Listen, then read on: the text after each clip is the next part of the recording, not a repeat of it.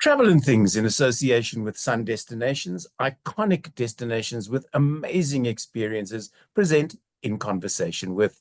I am your host, David Batsoffen, and today I'm joined by Craig Spenser, who was the founder of Transfrontier Africa, that includes the Black Mambas and Bush Babies Environmental Education. Craig, good morning and welcome to you. Thanks very much, David. Appreciate the opportunity. It's early in the morning. I don't seem to have my talking teeth in. This could be an interesting chat with you and I. Yeah, it's cold enough here in the Lowveld for me to be sitting in a jacket, which is quite rare. Fair enough. So tell us about the Black Mambas. I'd always wanted to do an interview with somebody from the organization, and I fortunately met you in Soweto on a tuk-tuk tour not so long ago with Intrepid. So it was fortuitous that we were both in the same place at the same time. Yeah, thanks, David. So that was an interesting day. That was actually on election day that we met up in Soweto. And you know, the Black Mambas is the world's first all-female anti-poaching unit that started up in the time when the Rhino poaching, so it started up in about 2013. Yeah, it was exactly 2013, in response to the Rhino poaching crisis in South Africa. Right. And it was it started specifically for rhinos, or were you just looking to, I don't know, become an information channel for people, locals in an area close to game reserves, so they became aware of what could happen if there were no rhinos left? Yeah, so I think if we had to be honest, then I would have to say that my concern was really for the elephants. Okay. And, you know, so if I go back a little bit to the pressures that the national park systems and what have you have on them, especially so close to Mozambique and our other neighboring countries, we recognized that the elephants were under extreme pressure. The statistics, you know, from Sir Ian Douglas Hamilton at Save the Elephants and what have you, was that 96 elephants were being poached every single day for their ivory. And you can't long gestation period, 22 months, the complex herd structures and so on. But a rhino, you know, they're quite easy to breed in captivity and to release back into the wild, as has been demonstrated now with this big project with Africa Parks and the John Hume rhinos. But also, you know, we couldn't really generate much sympathy for an elephant because they don't do themselves any favors. They run around pulling out pipes and raiding crops and flinging bicycles around and so on in the local communities. So, but you know, when the rhinos started dropping, we thought, man, we need a new tool in our toolbox. Right. And if the rhinos are going to provide this international stage where the whole world is now rallying together to save the rhinos from poaching, so this is now an opportune moment to try and place new tools in the toolbox of conservationists globally. And, you know, hence the Black Mambas. It was quite a long, drawn-out philosophy, and I have to be honest, Captain Morgan was quite inspirational around the campfire as well.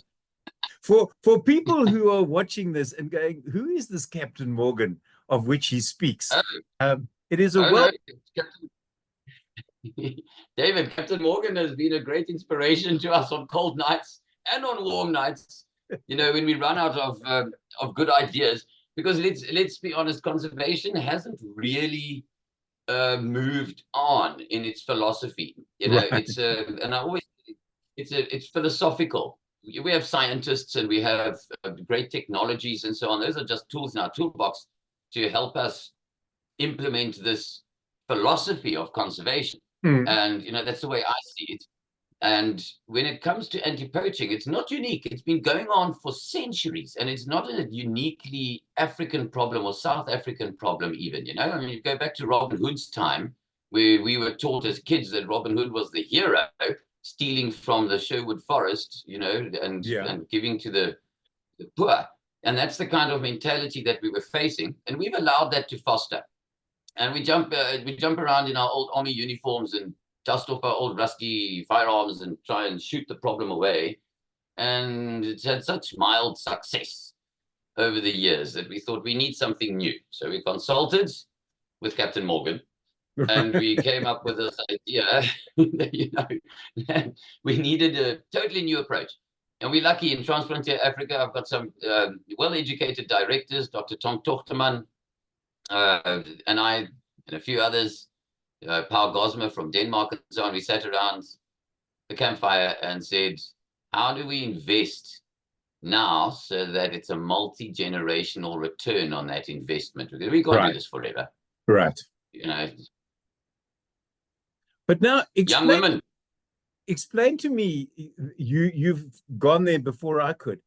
Why did you pick women for the Black Mambas, and not just women, women only? Yeah, so that, I used to say tongue in cheek, but I got into trouble for this at a conference recently. When somebody asks me that question, I normally say because women look much better in the uniform. Ouch. And, it didn't go down very well, but it's a tongue-in-cheek comment that I make because the actual philosophy behind it is complicated. It's a matrix of reasons. But if I put it in a nutshell, we've got to recognize that young women in the local tribal communities carry a huge responsibility as primary caregivers. And if you want to make an investment into a community, you want to target the multi-generational output, if you like. Right. So you can imagine young woman grows up and then she gets a job. So you're putting the power in her hands. Now, if you empower a young woman, she can suddenly make the decision. She's the breadwinner in the family, or she has buying power. She has the freedom to decide if it's an economically wise thing to have more children, or to rather invest in a few children, put them through proper schools, feed them well, clothe them well, become a real role player in the community because you're giving her the power. So right. I think women empowerment, especially in the conservation context, is something that we've been lacking. They bring a certain value system that I think we've never had in the conservation philosophy basket or toolbox, if you like. So I wanted this multi-generational investment. She will eventually retire and be looking after the children of her children in that community. So we had to make sure that this was a career choice and not a stepping stone. So, if you invest in somebody, then I wanted to see that this was now a viable career choice for them. And I'm happy to say that we in our 11th year, and I've still got exactly the same Mambas that I started out with. Whereas with the men, it was quite a rapid turnover. You train them up, you invest in them, and then they go and look for greener pastures elsewhere. And you think, damn it, what a waste of a bloody investment. Yeah. So I couldn't see that investment grow into the multi-generational arena, if you wish. So, and these young ladies, they also carry a message. So every time they speak to an international guest at a lodge or stop a vehicle to search it and so on, their approach is so much more congenial, if that's the right word to use. They de-escalate any kind of conflict situation. They don't work on the egos, and they're so much better at the finer details, especially when it comes to bushmeat poaching and snaring and so on. The guys are just running around with the gun saying, oh my goodness, I'm looking for an opportunity to use my cool ninja training. And we must understand, David, these are not ninjas jumping out of, it's not G.I. Jane, jumping out of a helicopter with a Belgian flower strapped to their chest and a R5 rifle. These are bobbies on the beat, eyes and ears, first line of detection, proactive, visiting households, finding out who's staying on the landscape, who's got access to vehicles and cell phones. In other words, identifying the threats before they become a problem. Right. But now what interested me, Craig, when we spoke on that particular day, is that they don't carry weapons. The women go out unarmed. Guys are, as you say, they're normally packing for bear. They've got, forget R5s. If they can get something that's got more firepower than that, they're carrying that. They're packing revolvers or pistols on their hips. They've got knives the size that would put, what was his name, Crocodile Dundee to shame. And they've got all the bells and whistles to kill things. And you then tell me these ladies go out and they just go dumela, and then the whole everything is just de-escalated and they can have a chat. Yeah, it is, and it was a hard decision as well. So they've done the training. They have in order to be registered for the work that they do with the private security regulating authority in South Africa, they have to do the same training. So they do have the capacity, but we decided, after analyzing this quite deeply with a lot of social scientists and so on, we came to the conclusion that a lot of the problems that we face are due to this fighting fire with fire and creating the potential for an arms race, where the poachers have to keep upping. Right. So, sorry, you were saying, Craig? Yeah, imagine you are a poacher planning to come and poach on a landscape. Now, we're situated on the western boundary of the Greater Kruger National Park, so it's an open system. And the Mambas are actively patrolling, or any anti-poaching unit would be actively patrolling the boundary with the hard public interview. And now you're a poacher and you lie there and you're watching and you see the anti-poaching team come past bristling with weaponry. You're probably going to think to yourself, well, that's a little tricky, so I think I'll have to go and solicit an off-duty patrol officer or security guard or what have you, and pay him some money to come with me to defend myself against these guys. Because their intention is to kill a rhino and to get in and out undetected.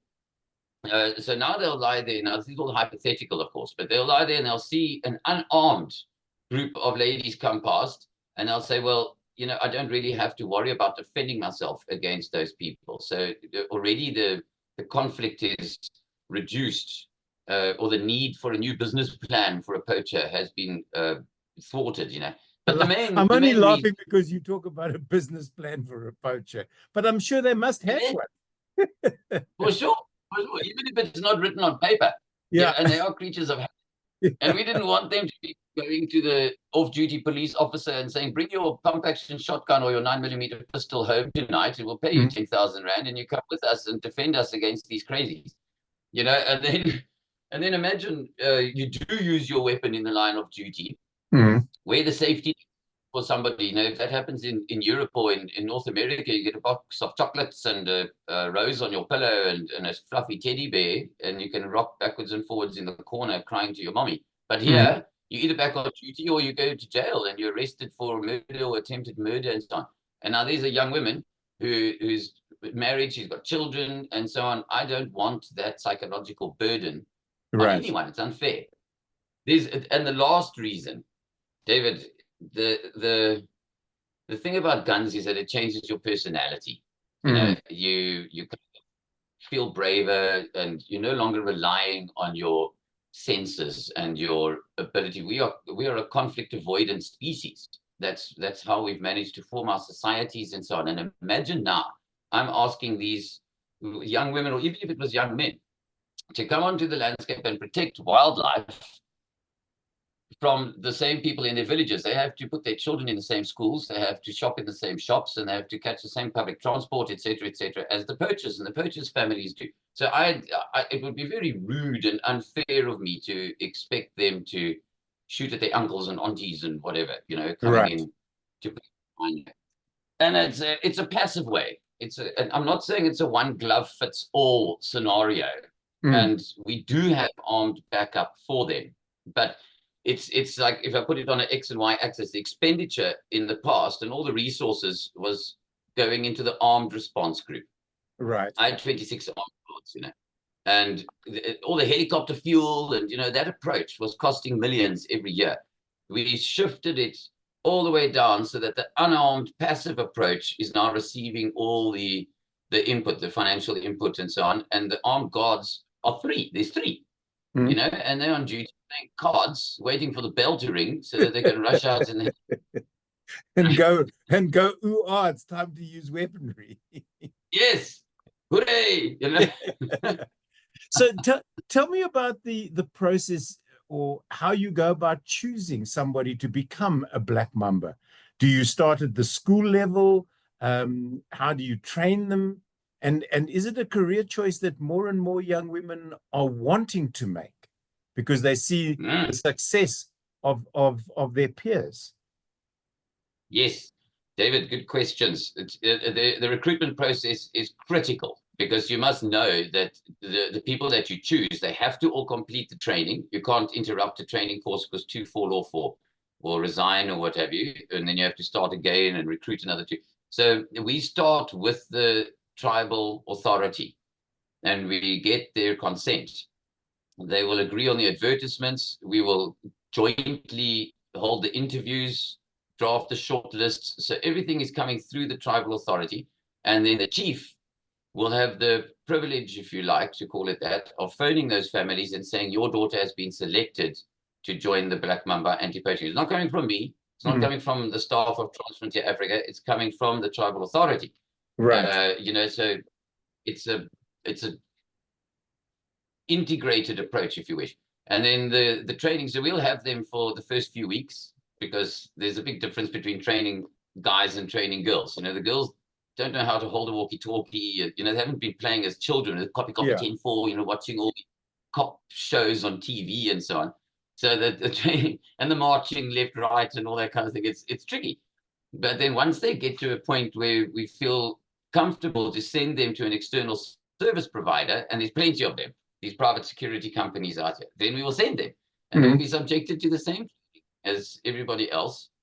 And we haven't had a single dropout yet. And I think it's because we prepare them well and we get their fitness levels up and, the mental strength is there. I must tell you a funny story. When we started this program, and I was sitting in the Maseki community with Chief Gabriel Malachi, and he said, no, man, these women will never do it. They can't possibly walk in 46 degrees Celsius carrying a heavy backpack and, 20 kilometers a day and all that sort of thing. And I said, look out your window. They're going down to the river and putting 20 liters of water on their head, and firewood at the same time, and then still having a baby stuck on the back. And, while the guys are sitting under the trees playing cards and drinking beer. They're doing it. They're already doing it, Yeah, a backpack for them is nothing, as you say. I mean, absolutely. How many times do we drive down roads in rural areas and there are women walking past with huge bundles of firewood balanced on their head, and you go, how the heck did they do that? They're already doing the work. Exactly. So you go through the recruitment. How long is that recruitment process, Craig? Wow, the last team that we deployed, it took us about 6 months to go through the recruitment process because I try and run things in parallel, and it is an expensive model. So and at the same time, I'm running the fundraising campaigns and so on in the background. And then there was a change in the chiefdom, which slowed things down tremendously. Okay. The chief passed. So it is a laborious process, but I think it's really important that we go through that stage rather than henpeck, or what's the word? Cherry pick. To find people, or head hunt. Head hunt, yes. Or cherry pick, yeah. Or cherry pick, yes. No, I really, and hundreds of people apply because we have such a huge unemployment rate in this country that I think if I applied for something, sit on top of my Land Rover and hold all the tools down, people would apply because they're so desperate for work. Yeah. And they're not applying because they want to save nature. Let's make that quite clear. They're applying because they need the salary to put food on the table. And then it's my job, once we've chosen a group and trained them, equip them, and deploy them, it's my job to make them love their job and love the environment and want to really protect the environment with their heart and soul. So it's a long process. Yeah. But as you say, you haven't had a dropout. You've been going for 11 years. So you're obviously doing something right, Craig. Yeah, thanks, David. I like to think so too. You've got to put all these little mechanisms in place, like incentives, for example. Imagine you join up with an anti-poaching team or a security team, and you're just a bobby on the beat, walking the same fence line for the rest of your life, or sweeping for snares, or hiding in the bush. It could get really boring. Yeah. So we had to build the ranks so people can, and there's training courses, internal and external. And if you achieve a certain level, then you get put on a different payroll and salary scale, and you get more privileges, and so on and so on. So it's really tricky. We have to think as managers how to keep inspiring these young women so that they don't start looking around and say, oh, I'm going to go work in KwaZulu-Natal because they pay better or whatever. Yeah. We also have an loan system because we understand how people get into financial trouble and then they're vulnerable to corruption and crime syndicates coming in. There's an internal loan structure. There's decent leave packages involved. We'll still pay them when they're on maternity leave, for example, even though there's no obligation on us. They get their UIF and what have you, but we must make sure that when they're sitting at home as young mothers, they're not without and they want to come back to work.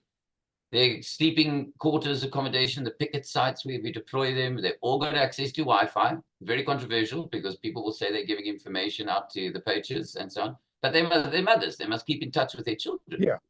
You know, I'd be shooting myself in the foot otherwise. If my model is multi-generational and I'm taking the mothers away for 21 days at a time, you know, then when they get home, not a great model. Yeah, exactly.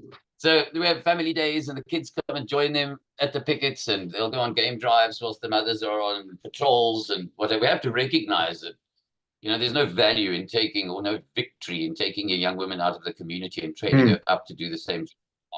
Yeah. You know, we have to recognize these are women. Craig, with that in mind, how do the public get to interact with the Black Mambas? I hear you talking about pickets. I take it they do overnight patrols if they're out for 21 days. How then do people who want to show an interest or maybe even participate financially, do they get to go out with you guys?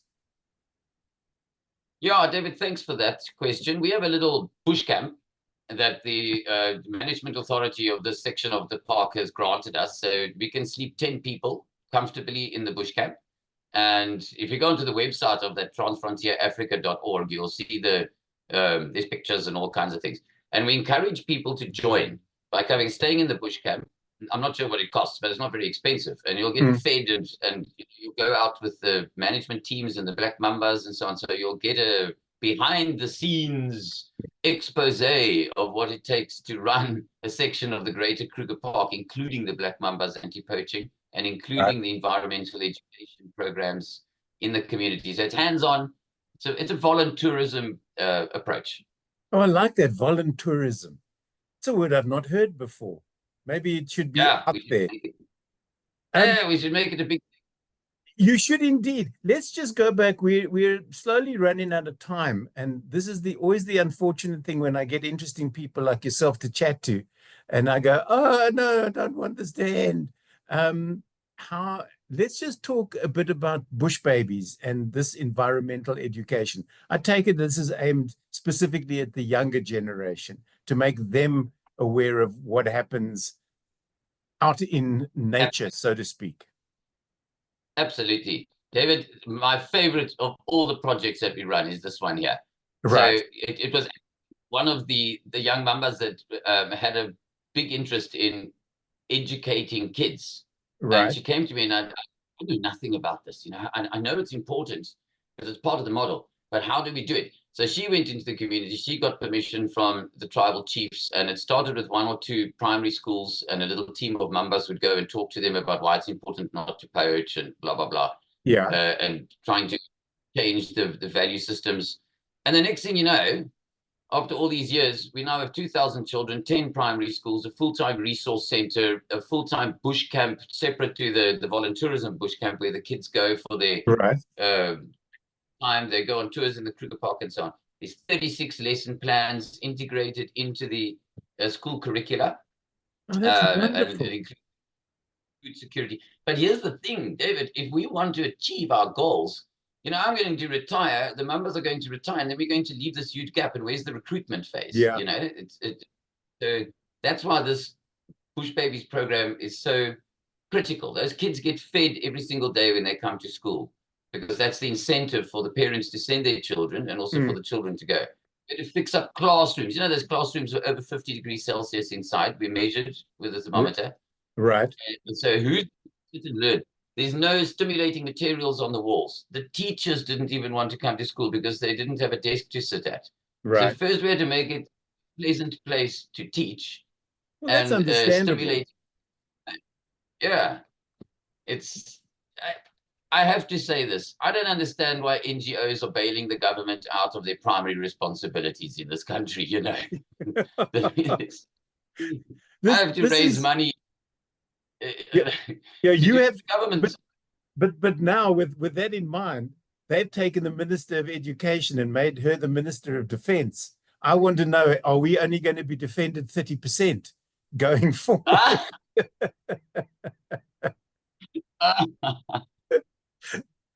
Let's have yeah, I'm quite hopeful with the new coalition government that's been formed that things could turn around. Yeah. You know, and it's not just at national government level though. You know, what I've witnessed down here is that things percolate down all the way Yeah. down to local government. You know, a lot of the time the structures and the things fall apart lower down the ladder. Yeah. So yeah, it's hard to point fingers. No, But the point is they're doing well. The Bush Babies program, David, I must tell you, man, it's the best thing, but it's a rabbit hole. You're going down a rabbit hole. If you want to start running a school, who yeah. knew, you know, that now I've got a fleet of donkeys and donkey carts, and I have to buy tires for donkey carts and harnesses for donkeys, and I have a veterinarian for donkeys. Oh, the joys of working in a rural area, Craig. Yeah. Well, we spoke about voluntourism. So people who are watching this going, this sounds like a really good idea. How do they get in touch? What is involved? Can they just go to a website and maybe make a donation, or go to a website and say, yeah, I'd like to visit you guys, and then we'll take it from there type of thing? Big business, all of those type of things could get involved. Absolutely. You know, we run 100% on donations because we used to enjoy a wonderful subsidy from the Extended Public Works program prior to COVID-19. So we enjoyed quite a lot of support, and with that we could grow the program. But then it stopped, and we had to rely 100% on donations. So we've got that website, transfrontierafrica.org, and there is a donation facility there. And then the bush camp that we run for voluntourism generates quite a lot of income that goes straight back into the projects. That's wonderful. Craig, it's been an absolute pleasure talking to you. I wish you and the Black Mambas all the very best going forward. And hopefully one of these fine days I'll come and spend some time with you in the bush, and we'll do an extended story about the Mambas. That would be awesome. David, thank you so much indeed. I really appreciate that you followed up after our meeting in Soweto. It's only a pleasure. My guest today on In Conversation With has been Craig Spenser, the founder of the Black Mambas.